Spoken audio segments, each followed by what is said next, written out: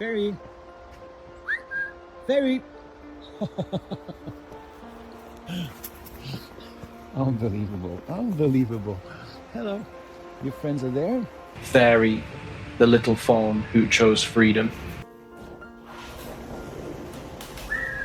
Hello, baby. Hello, Fairy. How you doing? How you doing? It was early June 2023, somewhere deep in the quiet woods of Quebec, about an hour from Montreal.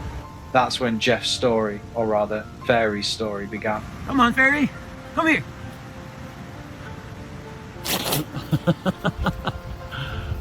Jeff wasn't expecting magic that day. He was just going about his usual routine when something small and fragile caught his eye. A tiny fawn, no bigger than a household cat, stepping shyly out of the woods. She was speckled with white dots, her legs wobbly and unsure, her eyes full of innocence and fear.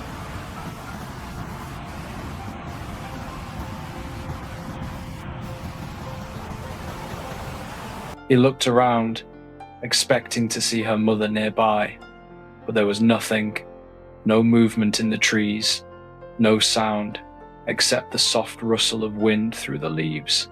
It felt wrong. A fawn so young should never be alone. Jeff assumed the mother was somewhere close, so he didn't interfere. But when he saw that same little creature again the next day and the day after that always by herself, his heart sank.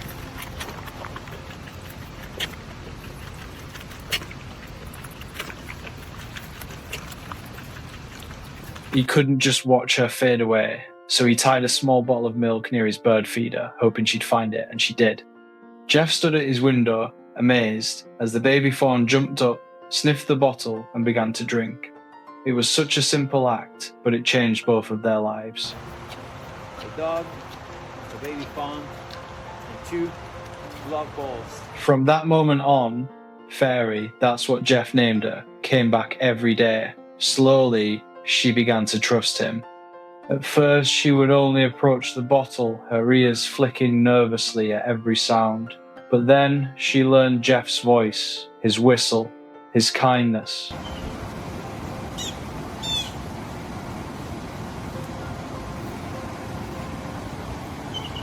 Every morning, she'd appear outside, waiting for him. When he opened the door, she would run toward him on her thin legs, full of energy and excitement.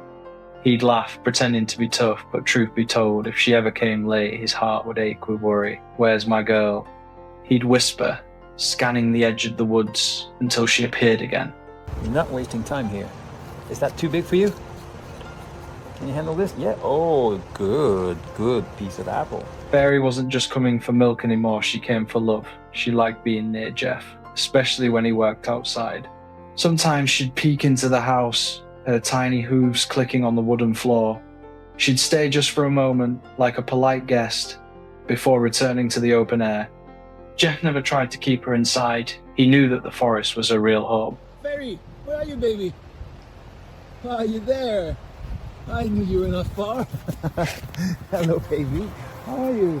As the summer passed, Fairy grew stronger. She learned to nibble on grass, chew leaves, and wander deeper into the woods. Jeff often took quiet walks with her, far from the trails, to avoid hunters and curious people. Fairy would follow close behind him, step for step, like a loyal dog. "Come on, baby," he'd say softly, and she'd nuzzle his hand before trotting ahead. Slowly. That was excellent. It was beautiful. A friendship that crossed species. A bond built on trust and tenderness. But Jeff also knew it couldn't last forever.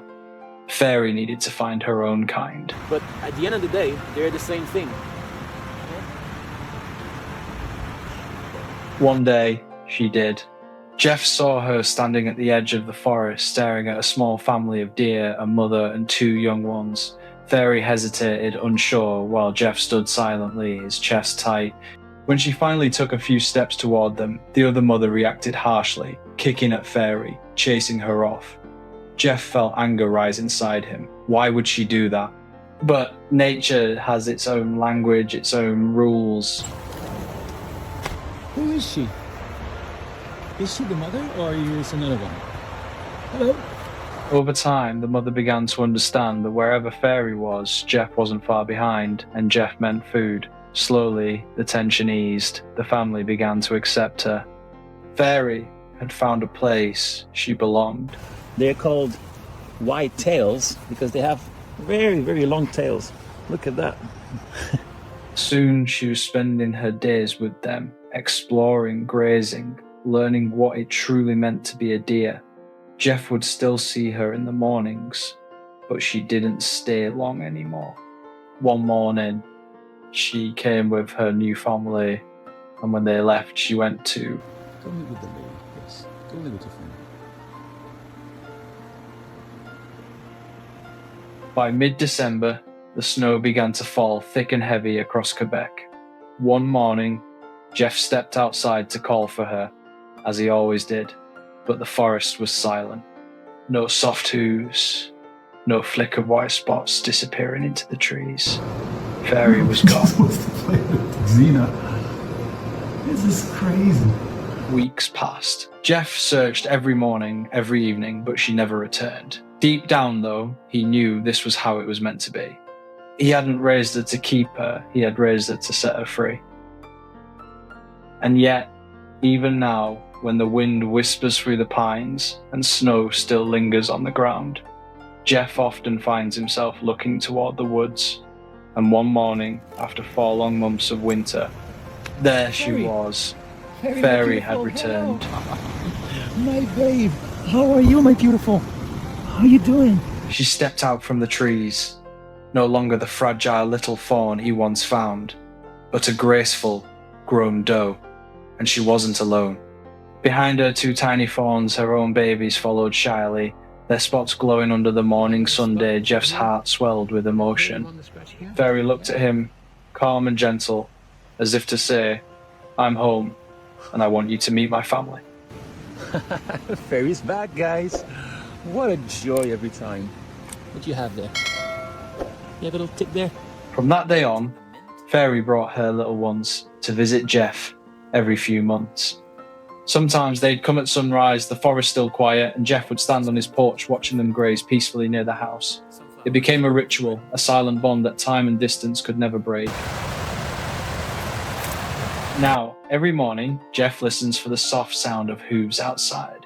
Fairy and her 2 fawns come to see him, their presence a living reminder of trust, love, and the circle of life. If this story touched your heart, take a moment to like, subscribe, and share it with someone who believes that gentle hearts can change the world. Because somewhere out there, in the golden light of morning, a deer named Fairy still visits the man who once gave her a chance to live, and that kind of love is truly priceless. Our team works hard behind the scenes to find and share real-life stories that truly matter. Every video is crafted with care, carefully researched, edited with trusted sources, and always treated with the respect these stories deserve. What you see isn't just made to inspire, it's meant to be real and meaningful.